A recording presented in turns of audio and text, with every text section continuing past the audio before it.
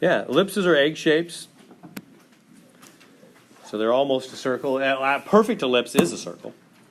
Just like a perfect rectangle is a square kind of thing. Ellipse is the more general category, which includes circle as a specific case of it. So, okay. So let's see. I'm going to make it bigger so you can see the picture. It looks like it's an ellipse, an egg shape, going over 3. So 1, 2, 3, and left 3, and up 2. Boom, boom, down 2. So like that. It's the best I can do. So there we go. So there's an ellipse, an egg shape. And they want me to figure out which one of those is the right equation for an ellipse. Well, let me give you that information. Ellipse equations are really very easy. Their general format is x squared over a squared plus y squared over b squared equals 1. And the hyperbola, like that we'll do on Thursday, is almost exactly the same thing. It just has a minus in the middle. So that's nice. These last two sections are easier, 10.3 and 10.4, ellipse and hyperbola. They both have this exact equation, except hyperbola has minus in the middle instead of plus. So notice it's very different than the parabola. Parabola had x's on one side, y's on the other, didn't they? They separated them out. This ellipse, you put them on the same side, and you have a 1 on the right side. You don't have that 4 anymore. It's all about getting a 1 on the right side. Okay, so what's the A and the B? And the A and the B are totally different. The A for the parabola equation was where the focus was. The A and the B here mean something completely different. What do they mean? Well, the A is this guy, and the B is that guy. Why? Because the A and the B being underneath X and Y, they're how far... So the A, let me start with the A. A, whatever's underneath X is how far right and left the egg shape goes. So the A, it's under X, is how far, it says far, but doesn't look like it, is how far right, left. So that's what A is. It's how far right, left. And then B, being underneath Y, is how far up, down on that. Does that make sense? So we look and we go, okay, so this graph goes right 3, left 3, so this will be 3 squared. And this graph goes up 2, down 2, so this will be 2 squared. There's the equation. That's it. I don't know which one of those it is. B. Looks like B, yeah. Does that make sense? Pretty easy? Easier than the parabola, because you don't have to worry about left, right, up, and down. See how it has both letters squared also, instead of one letter squared, 1 to the first power? And let me help you with that. Parabola only had 1 letter squared. That's why it only had 1 branch. Ellipse has both letters squared. So it's 2 branches that get together and make an egg shape. That's what's going on. 2 letters squared, 2 branches. It's like 2 parabolas connected. That's what an ellipse is, sort of.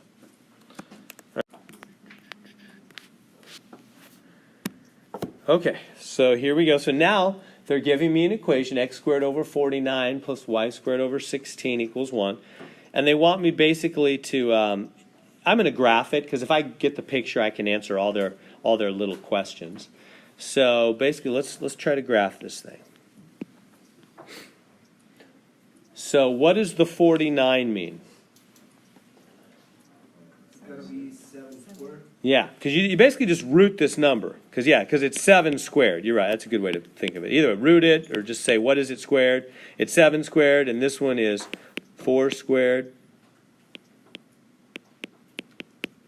7 squared and 4 squared. We good there? 7 squared and 4 squared. So 7 is how far right and left, because it's under X. So 1, 2, 3, 4, 5, 6, 7 to the right. And 1, 2, 3, 4, 5, 6, 7 to the left. So left 7, right 7. There's the right and left edges of the ellipse.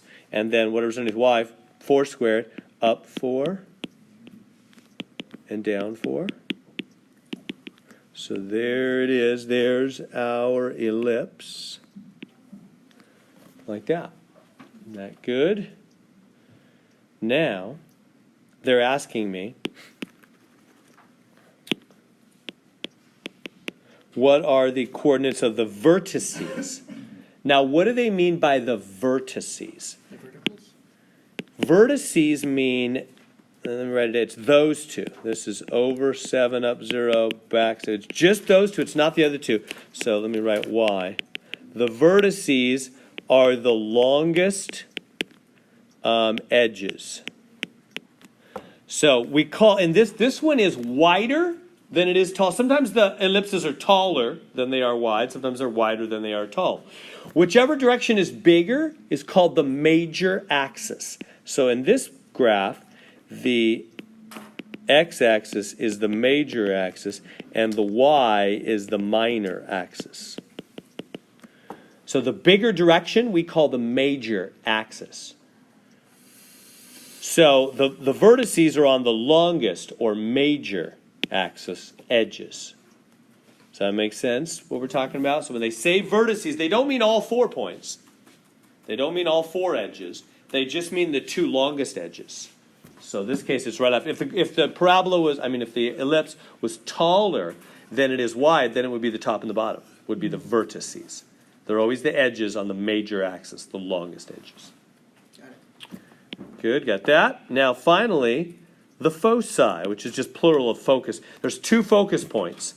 2 focus points on an ellipse, where there's only 1 focus in a parabola. So how do we find them? Well, here, let me, you guys got that copy down? I'm going to go to a fresh screen and talk to you about focus points. So have you seen the thing where if you take, let's talk about the ellipse. An ellipse basically has 2 focus points. Take 2 focus points. Have you seen this in high school or anything? You take 2 focus points and you just take some loose string, connect it. Take a nail, 2 nails, and you connect a loose string to them.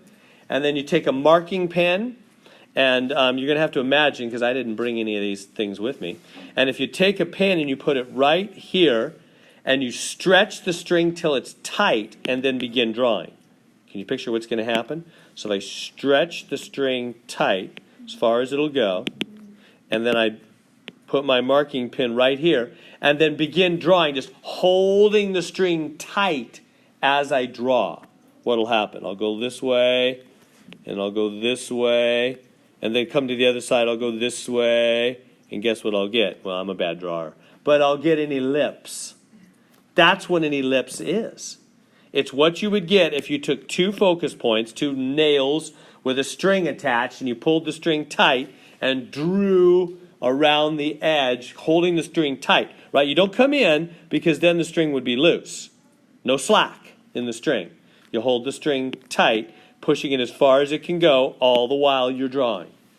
And you'll get an ellipse. That's what an ellipse is. The focus points generate the ellipse. They produce the ellipse, is what they do. And the string length. So in other words, what that means is all the points on the edge of an ellipse, they all have the same total distance from the 2 focus points. Where did I come up with that statement? All the points on an ellipse, on the edge of an ellipse, have the same total distance from the 2 focus points, the 2 foci. Right? Because however long the string, maybe the string is, I don't know, maybe the string is 20 feet long. So maybe this is like 16. No, that doesn't look realistic. Maybe this is 12 and this is 8 to that point. And maybe when you go like to this point, this is now, I don't know, 16 and this is only 4. Whatever, it's the same total from the 2 focus points. Do you see that? The total distance of the 2 pieces of string has to be whatever the total string length is. You're holding it tight. So that's what an ellipse is. It's the set of all dots that have the same total distance from 2 focus points. That's how you generate. That's technically what an ellipse is. Now, that's not on the test, but I just wanted to tell you that so it's not like magic, like what is this focus points and what do they have to do with an ellipse. Parabola, let me just do parabola real quick too, because I never told you that one, and I don't want math to seem like magic. Parabola is if you took, so I'll do parabola up here. If you took a line and a focus, remember parabola only has one focus point? Took a line and a focus point. Parabola is the set of all dots that are equidistant, same distance from the line and the focus point. Can you picture that? Can you tell me, here's a line, here's my directrix line. So I'm showing you where these things come from. And here's my focus point. So if you have the focus point and the directrix line, what are some points that are right in the middle of those two? Equidistant, equal distance from the line and the focus point? Like, probably you're thinking right there, and you're totally right. That's one of them. That dot is right in the middle, isn't it, of the line and the focus point. That's good. That's true. That would be the center of the parabola. So what would be some more? How about this one? How about this dot? Is he right in the middle of the line and the focus point? No, he's not. Right? Like maybe I'll make up some numbers to help, because I think numbers help. We put it back to where it was. Say maybe this is 3 feet here and 3 feet here, maybe. I don't know, whatever. Then this is still 3 feet, and this is longer now. This is maybe 5 feet or something. So this dot is not same distance from the line and the focus point.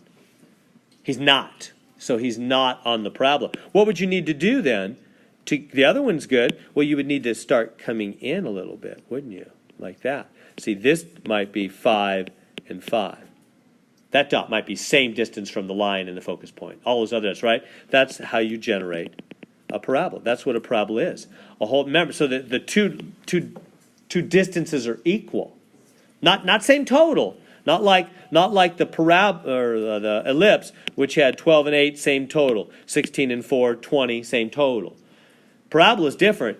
Just equal distances from the focus and the line, the directrix line.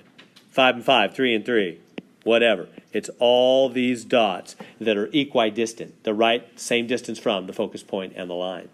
So anyway, that's where they come from. That's how you generate an actual parabola and an ellipse. Their focus points and directrix lines make them in that way. All right, I'm not going to test you directly on that, but I want you to have that background knowledge. So why did I do all that? Where were we? Oh, focus, yeah. Back to this question. Now, this is what is on the test. How do you find the focus points then? Well, the focus points are basically going to be on the major axis. So if the ellipse is wider than it is tall, which this one is, they're going to be somewhere on this line. I don't know exactly where they are yet. I'm just kind of putting them down at random. But they're not going to be up and down unless the ellipse is taller than it is wide. You tracking with me? So the focus, if the ellipse is tall, then the focus points are up and down. If the ellipse is wider, then the focus points are right and left of the center. So, okay, exactly where? Well, we have a special equation just for finding the focus.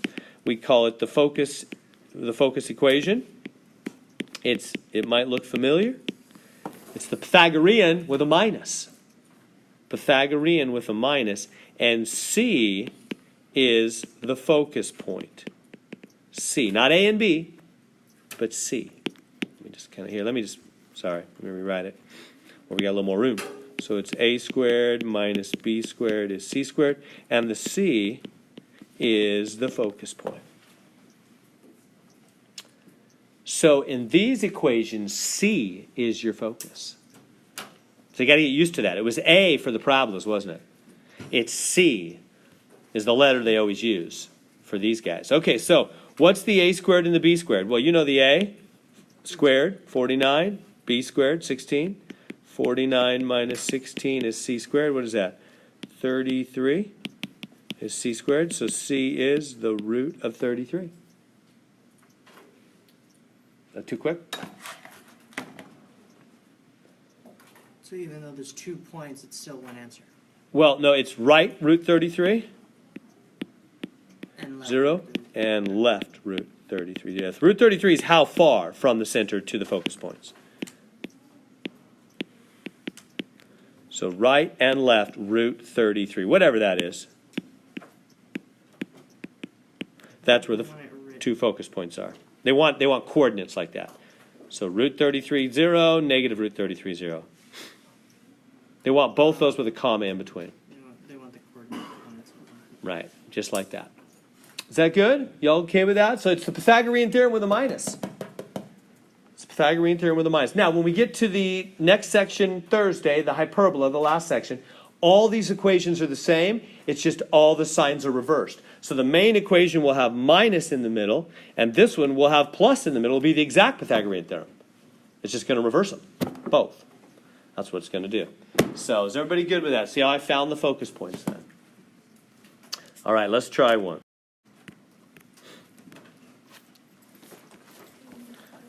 Good, okay, so 9x squared plus y squared is 81. All right, so let's try that one. What do you gotta get first to get the equation? Well, what's the look? Remember, we always have to give these things a certain look to help us graph easy. It's all about 1, isn't it? Okay, so for the parabola, it was all about forcing a 4. For the hyperbola, for both these last two sections, it's all about making a 1 on the right side. So how do I make that 81 become a 1? Yep, just divide through everybody by 81, right? So whatever's on the right side, you just divide. So then what happens over here? 9 goes into 81 9 times. And y squared over 81. Good? So now it has the right look, so now we can graph. So take it from there. Make a quick little graph. Find the focus points.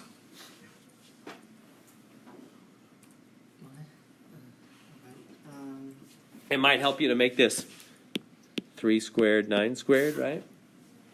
That's the actual final look we give it.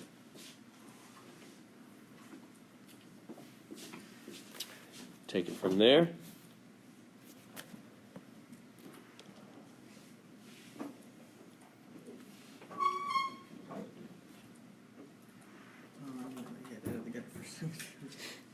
Went brain dead out of nowhere.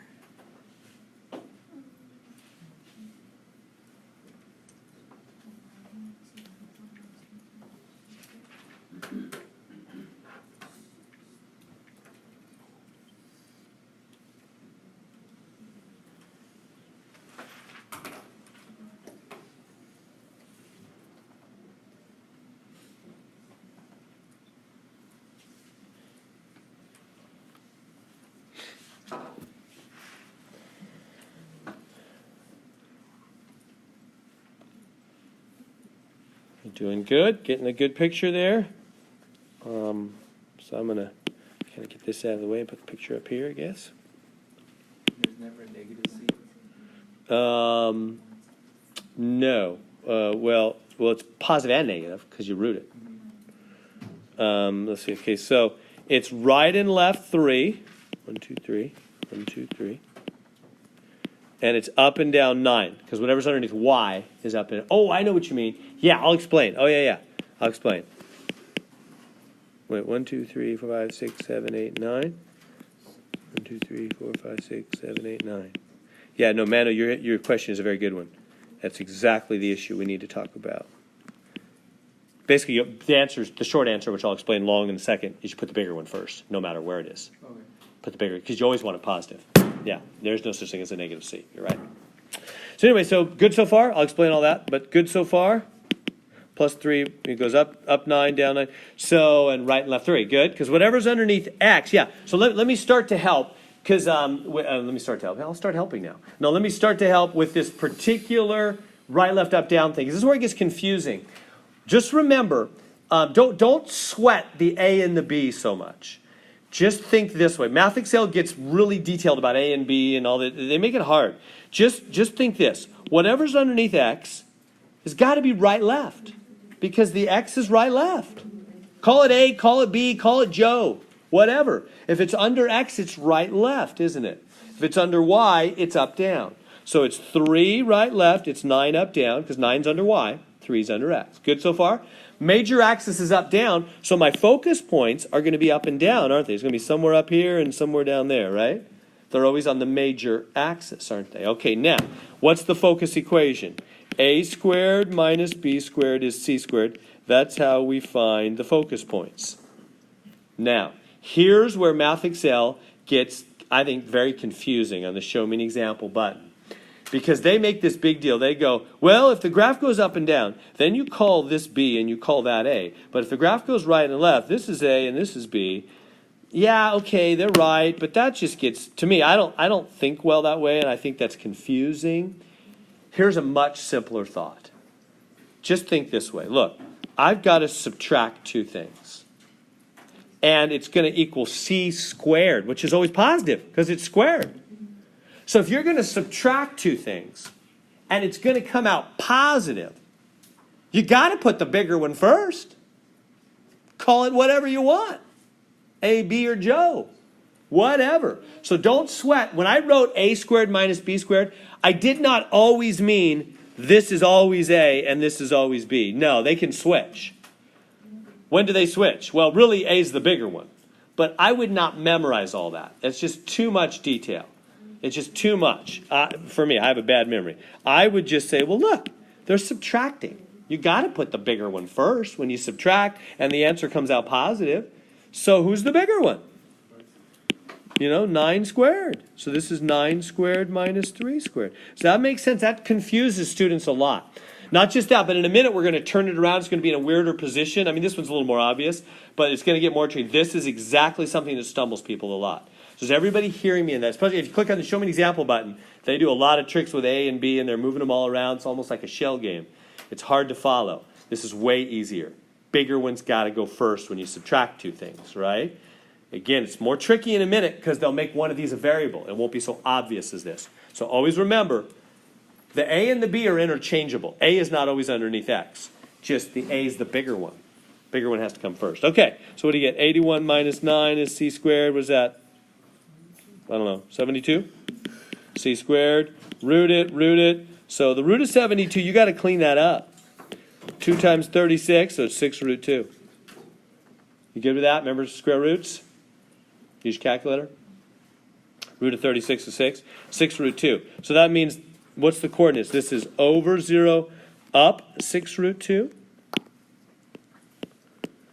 And this is over 0, down 6 root 2. And we're done. Those are the focus points. They're up and down, aren't they? So they're y coordinates on this one. Is that okay? Does that make sense? Questions? I'll move on if you're good. 15. Okay, so they're giving me the center. Now they want the equation. They give me the center, the focus, and the vertex. So let's draw a quick little graph.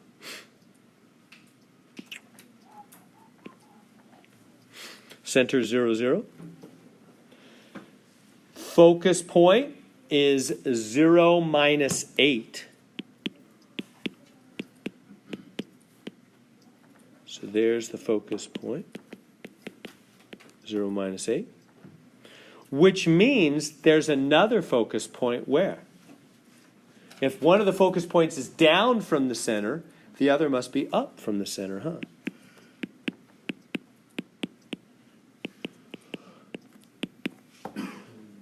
Good. So the vertical must be the major axis, because remember the foci, the two focus points, are always on the major axis.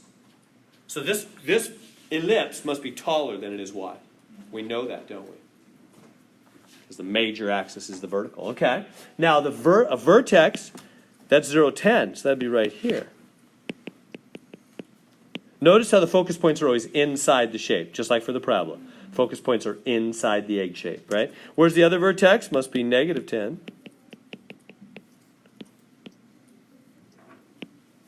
Like that. 2 vertices, 2 focus points inside. There we go. Good. Let me draw a general egg shape. I don't know exactly what it looks like, but it always helps me just to have something to look at.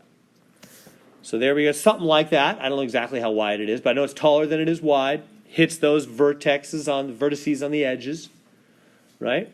Okay, now they want the equation. So it's x squared over a squared plus y squared over b squared equals 1. Now, do I know what's underneath x or what's underneath y? What do I know right away? Immediately without any calculation work. Yeah, I know it's up 10, isn't it? So that's up down, so that's underneath y. This is 10 squared. Good? Because remember, y is up down. So just remember, whatever's up down is underneath y. Whatever's right left is underneath x. So that's 10 squared, okay? We've got that. Now, how do I find, all I got left to find is that, and I've got the equation. How do I find that? Focus equation again. Here we go, focus equation. So that's a squared minus b squared is c squared.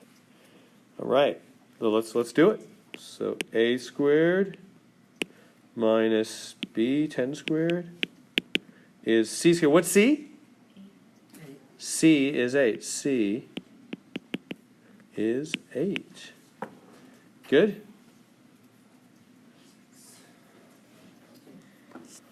Is that good? That all good so far? No, it's no good. But you don't see it. Let's keep going.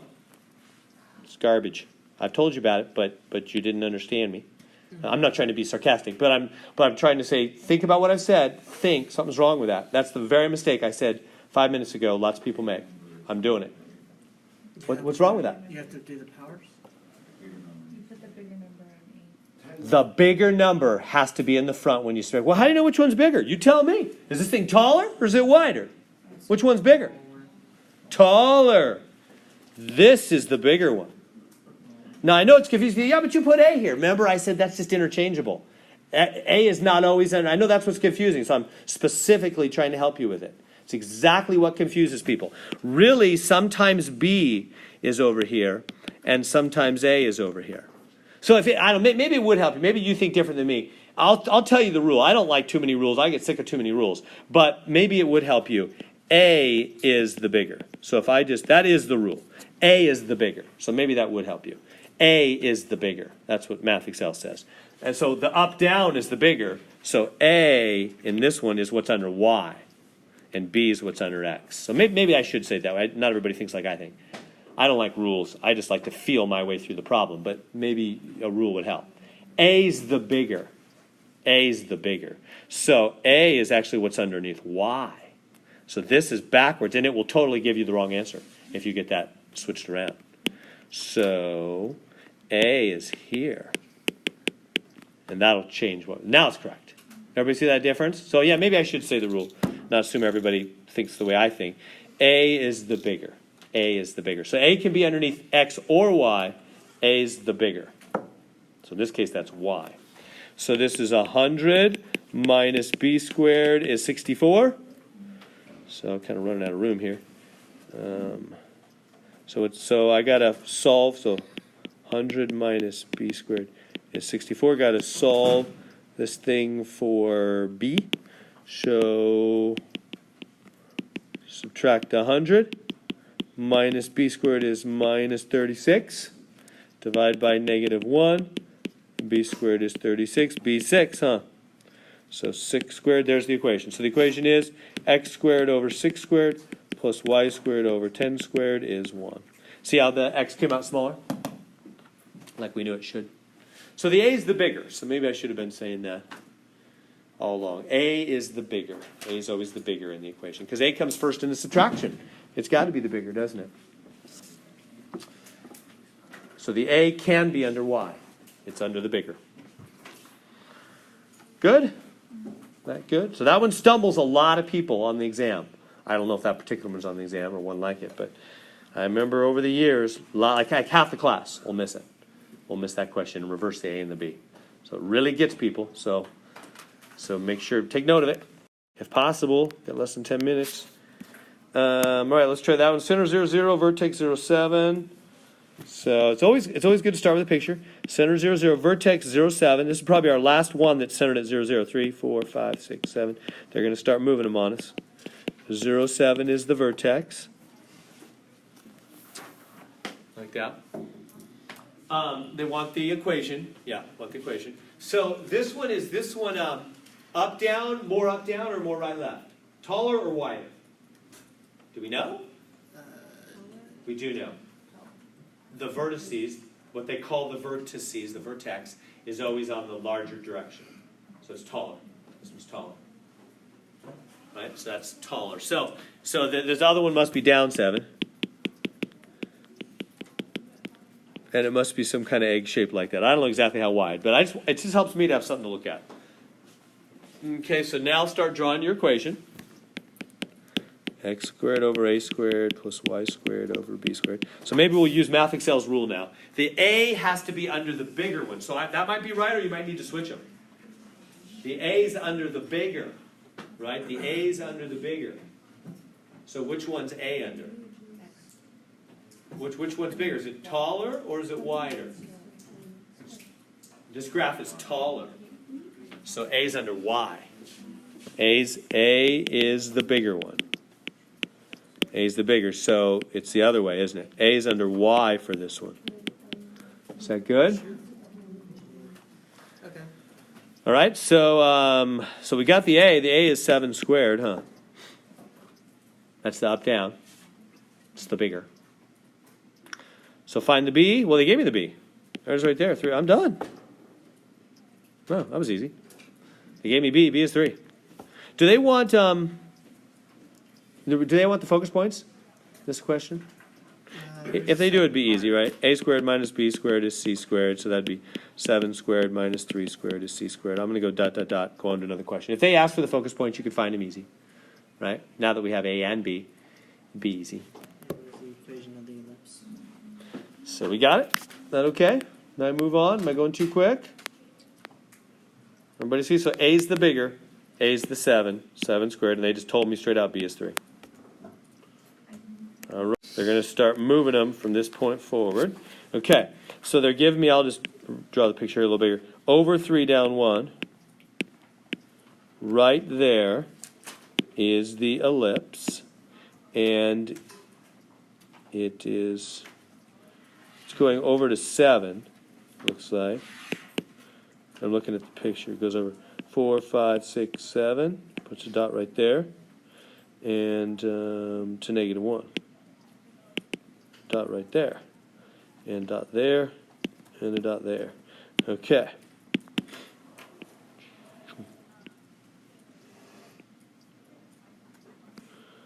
So there we go. There's the shape. This is over 3 down 1 where the center is. This is at 3. This is over at 7. I'm looking at the picture. This is back at -1. All right, let's write the equation of that ellipse. It's x squared over a squared plus y squared over b squared is 1. Now this one is not centered at the origin. It's centered at 3, -1. So what does that do to our equation? Remember how it's the same thing as probability, same thing for all these. What do you do from the center to the equation? What does that mean? Opposite, opposite. So instead of x squared, it'll be what? X minus 3, opposite of plus 3, huh? Instead of y squared, it'll be y plus 1, opposite of minus 1. Everybody good? Just like for the problem. Exactly the same. Centers are opposite, opposite. Is that good? That's just always the way it is on graphs. Why? Because that means if you plugged in 3 for x, it'd make that 0. It'd make that the origin. And -1 for y, make that 0, make it the origin. Make it 0, 0, wouldn't it? It's the new 0, 0, in other words. Good to there? Now, what's A and what's B? A is how far right left. A is how far from here to here, isn't it? Sideways. Because it's under x. How far from the center to the edge? 7 minus 3. A is 7 minus 3, 4.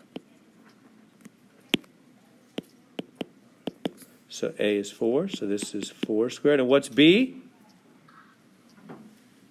1. How far up and down? That's B. That's 1. We're done. Is that okay? So what's underneath x is how far right and left. Under y is how far up and down to the edges. And the center is opposite, opposite. Not too bad. Maybe squeeze in one more here. We good there? I just looked at the graph and just said it's 4 to the right, it's 1 up.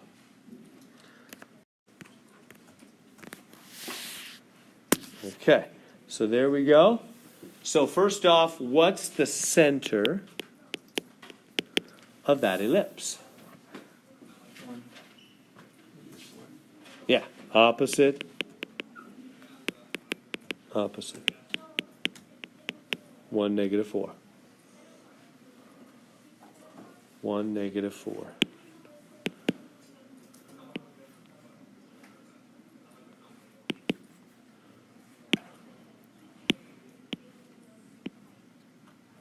So over 1, down 4. So there's the center of that ellipse.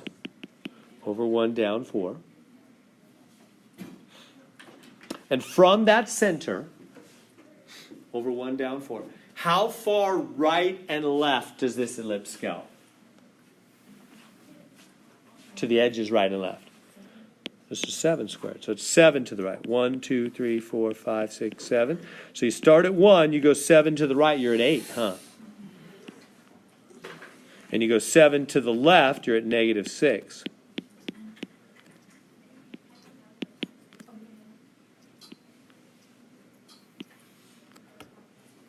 And then how far up and down? 2 squared, so 2 up and 2 down.